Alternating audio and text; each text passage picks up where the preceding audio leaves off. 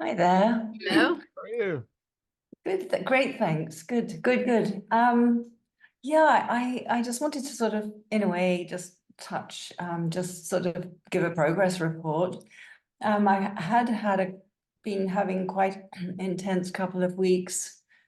There's a sort of situation here of I'm the bad guy, I'm the person who my husband, being ill, takes everything out of. And then my friend, who's a carer, is, of course, the most wonderful person in the world. And it's a theme that has run through my marriage. And it's really sort of come again. So I've been working in a way with sort of, well, one, I'm not being it's all expectations, of not being like appreciated and devalued, and then in a way, to a certain degree, betrayed. But the other day, gently going through each little one, and the feelings accompanied. But the other day, I was on the Zoom call with Vince, and actually, I see Ramiz is here. He's not showing, but he was talking, and I think he said, or was it Vince who said, I can't remember, but it was like the complete helplessness that one feels. And it was really strange because this huge energetic sort of wave came in, and it was like, yes, this is true. This is the truth. We are, or not we, I am this self thing that thinks it wants control is completely helpless. And it was the most beautiful shift, beautiful, and it lasted, quite well. It's still there. But it was so interesting because I hadn't really been working with from that angle, but then I started to look at that angle and seeing how, everything and all the expectations of trying to change everything. And it's just like it's the futility of it and this helplessness, which is the true state. And there was such a strong, wasn't really a body, yes, because it was much more of an energetic. I don't know where it's even, one of those ones where you don't know where they come from. It was affirmation. And so they're still working, but on through all this, but it seems like it's working like from underneath all those other things that were going on. It's like they're not so important. It's the basic sensations, trying to get into the basic sensations of the refusal of the helplessness while knowing that helplessness is it. So I don't know, I wanted to share that and see if you had any comments. Yeah. You first. No. You first. No. I'm just. You have nothing to say? No. Well, I mean, That- well. Go on. No, you first. Mine is more like an afterthought. So you first.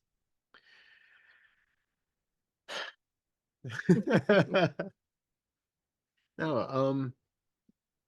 To begin with, yes, I I agree with this kind of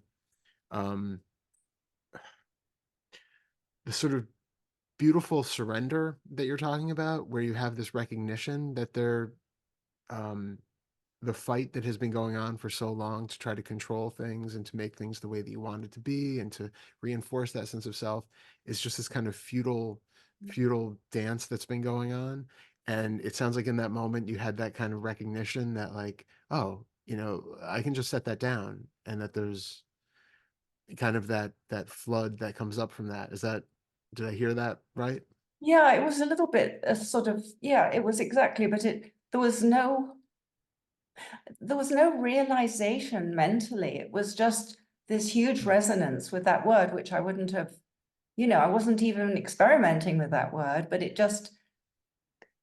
was just like such a powerful yes truth to it, just in the middle of a conversation I was listening to, and It's an it interesting really took moment. me by surprise, but there was clearly a resonance in some part of my being that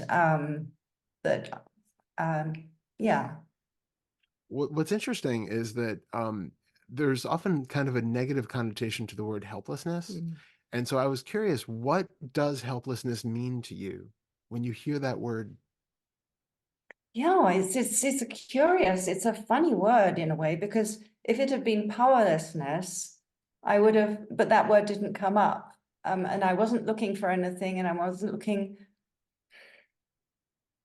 In a way, I would say it's futile to think that anything could be different. A bit like that, you know. It's just like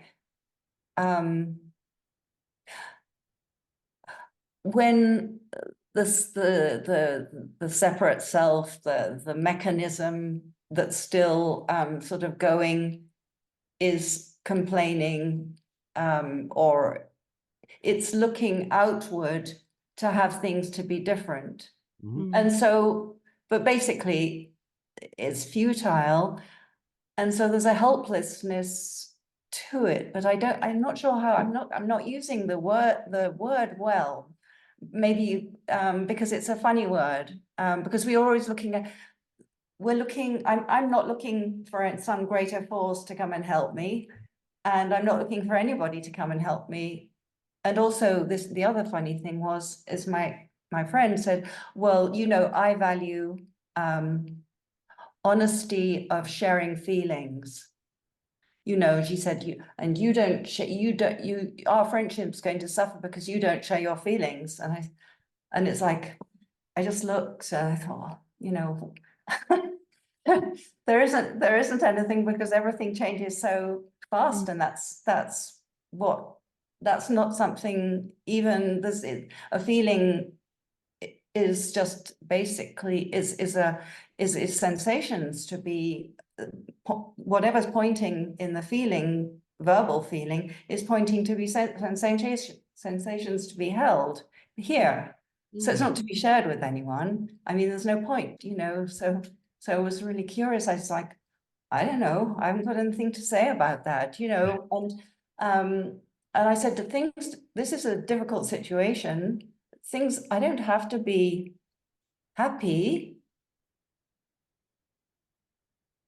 Not that I'm not looking for anything other than what is, which is, you know, sometimes it's a bit rocky and other times it's actually fine. So, but now I've strayed away from helplessness. But it was this, yeah, it's there. What I was going to say is it's interesting because of that sort of negative connotation to it. It often has almost it's almost like a sibling of hopelessness. Like there's almost like the situation is beyond help, and it still implies that there's something that To be is, done. yeah, that is uncomfortable or needs to change. It's just like I kind of give up because it's just beyond fixing. You know, it's an irreparable situation. So I'm just curious if there is any of that sort of hint behind it. I mean, do you have the same sort of thing with the idea uh, of surrender, like a positive surrender, not like because it's like the difference between surrender and resignation. It kind of has that sort of a flavor difference. Yeah, I would say it's quite similar, but I realize that that there are degrees of acceptance, and I've been sort of sliding between actually noticing a dull, you know, still resistance, you know, to the situation, and thinking things should be different, but you know, working through all that. But it's interesting because I don't really, yes, helplessness, I can't fit in. It is beyond help, because I'm not looking for anybody to fix here, this. It's yeah, I have so many things to say. Yeah. No, it's the part that is really difficult when we speak with people, you know, outside of this community, where there are expectations of struggles and suffering with feelings. And a lot of us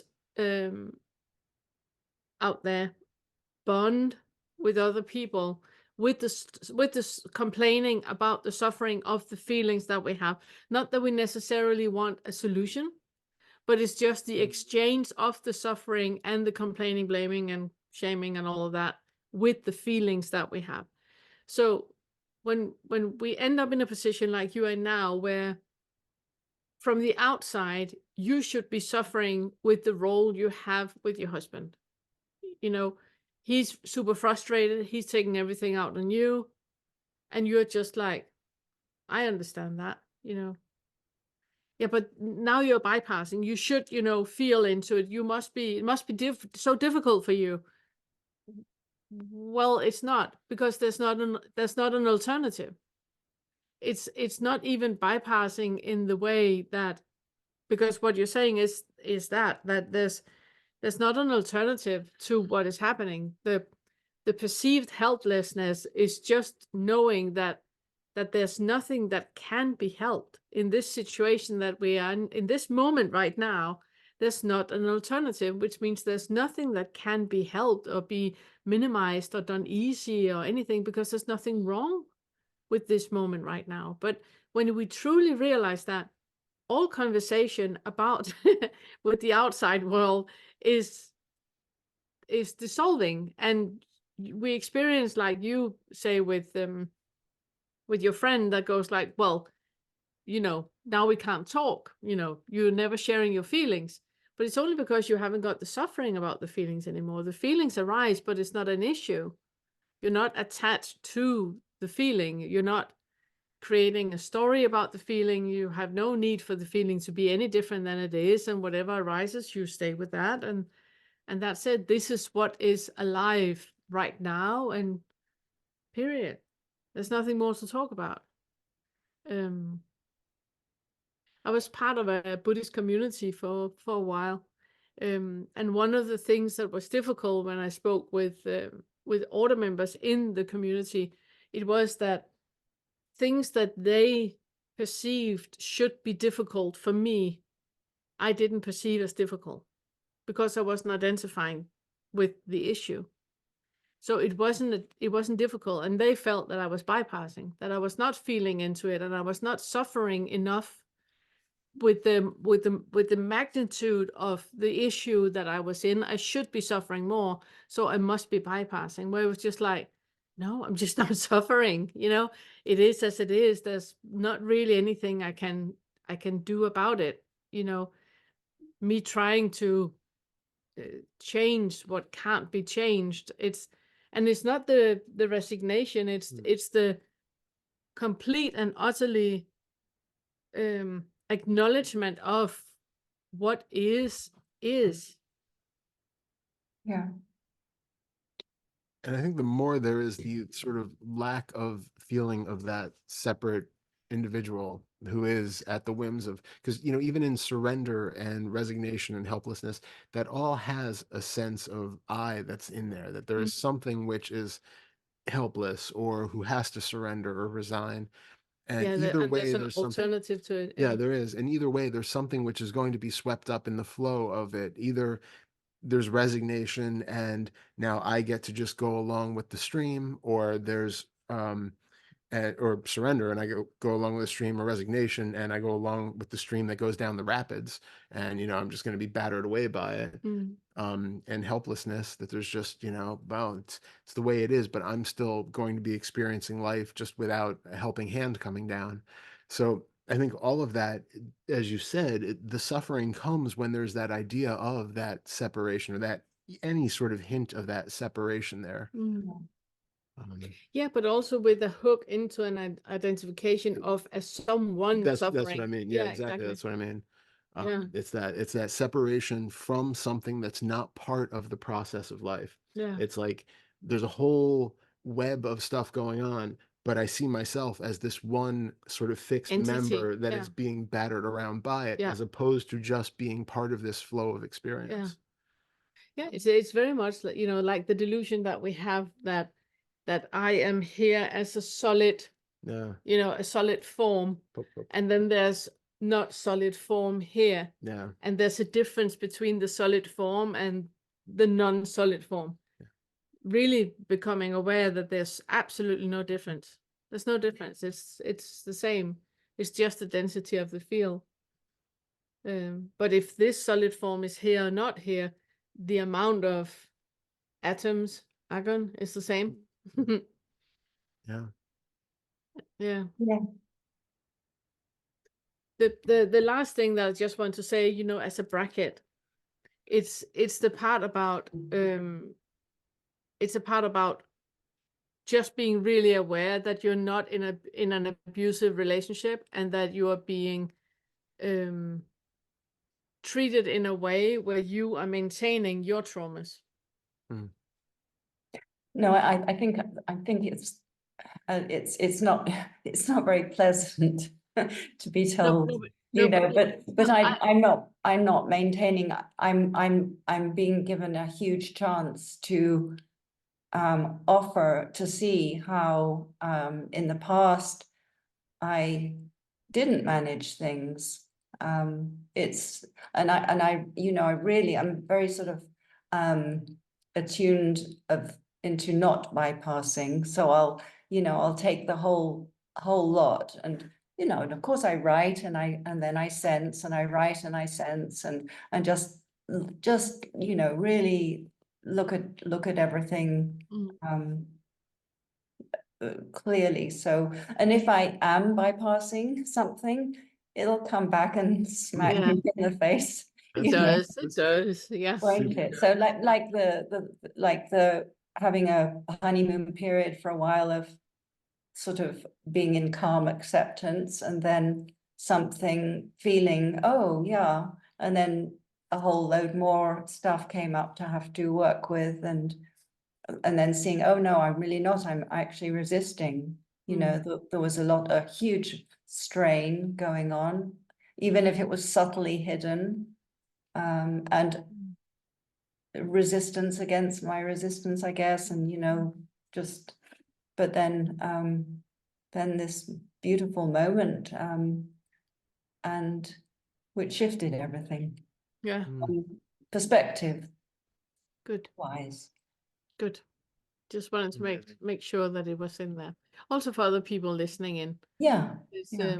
And if anybody, are in doubt if the relationship is abusive in any way, then in the second fetter, the lesson that is called the ego, the authentic, and the gap, it's very clearly stating the two different types of selfing that we have on each side of the gap.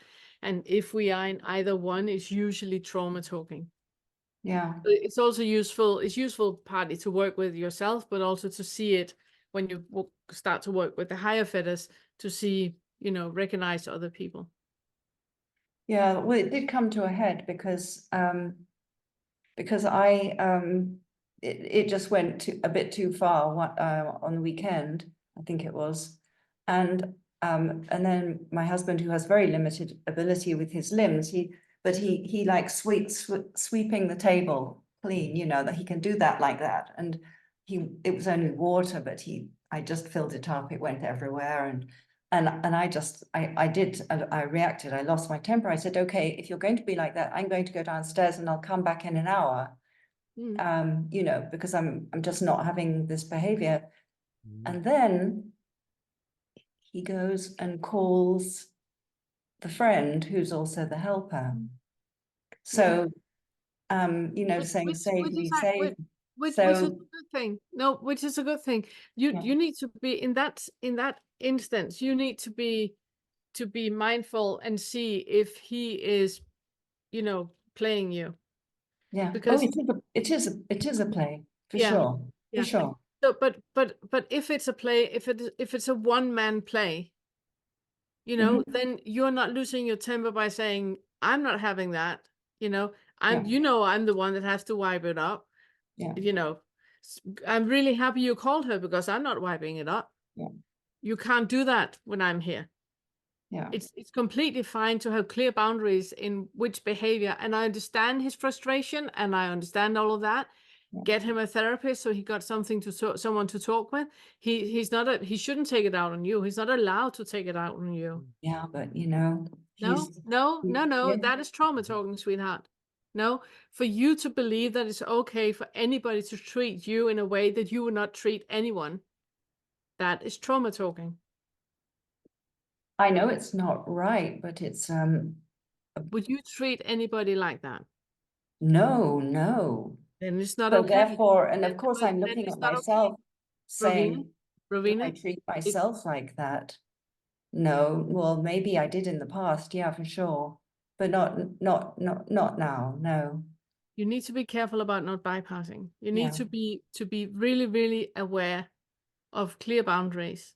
Yeah, If yeah, other people are treating you in a way that you will not treat them, then it's a very clear body no. It's a very, very clear, I'm not having this. And that is not losing your temper. That is saying no. And yeah, no is a completely valid response to anything. You are completely right to say yes, and you're completely right to say no. Whenever it doesn't feel right, you are supposed to take care of you and protect you. But if you have trauma that has taught you that that is not okay, that Rowena needs to be the kind one, the sweet one, the good girl that wipes everything up with a smile. So she's starting to do spiritual work so she can bypass and not look into the trauma. Be very, very aware of that. yeah, thank Because, you. because, because what we're doing, and also when I'm talking about the bubble of reality, it's very, very easily and inviting to bypassing, where you are maintaining a trauma, and that is not the point of it. And I think I definitely think I was. And it was like, and I thank you for your, also, for the reminder, because I do think I was, and I think somehow that expression and the coming down, and then, then the game of calling somebody else But because it's I've great. been a monster. Yeah, but it's great. I It's just great said, he's calling. It's great he's calling somebody. You're not going to wipe it up. It's great that somebody else comes and wipe it up. no, it wasn't that. No, it wasn't like that at all. It was, that person wasn't even in the house. They were far away, and it was to say that I was behaving meanly to somebody who's so ill, that's the thing, that's the game to play, to just put in a corner because I'm the one who's ill and you're not, therefore. And I've said, do you think, is your life more important than mine just because of your health situation? Yes. But there's no reasoning. Go But back to the second fetter. Go back to the second fetter, and then start to see him from the point of the higher fetters. So you start to see that what he's doing is the passive aggressive bully. He's manipulating you to doing what he wants you to do because he's incapacitated to, do it himself. So he feels lots of different things. He should speak with a therapist. He shouldn't be mean towards you. yeah, well, exactly, for sure. Yeah. And that is the work for you is to clear boundaries. Yeah. We Yeah. can have all the compassion in the world, and we can send lots of love to him, and we can be truly understanding towards the difficult situation he's in. This is not what he expected life would end with, we can be super compassionate towards that. But what is not okay is for you to cross your boundaries and for you to be put in situation of abuse. Yeah. And it's completely okay to say, no, I'm not having that. Yes. Yeah. Yeah. Yeah. If you want me to be up here, you need to behave in a certain way. Otherwise, we're two adults. Let's act like adults. Yeah. And that's completely fine to say. You are allowed to do that. So just notice how much what is happening when he becomes abusive is playing into your trauma. Where you say, then I reacted. Well, you didn't, did you? You just said no. That's not a reaction. Yeah. And he didn't accept the no, and then he acted out. Yeah. So it really become aware of clear boundaries and how difficult that is for you. Yeah, it is difficult Yeah. because of, or the other person's situation is always more dire, you know. But yeah, thank you.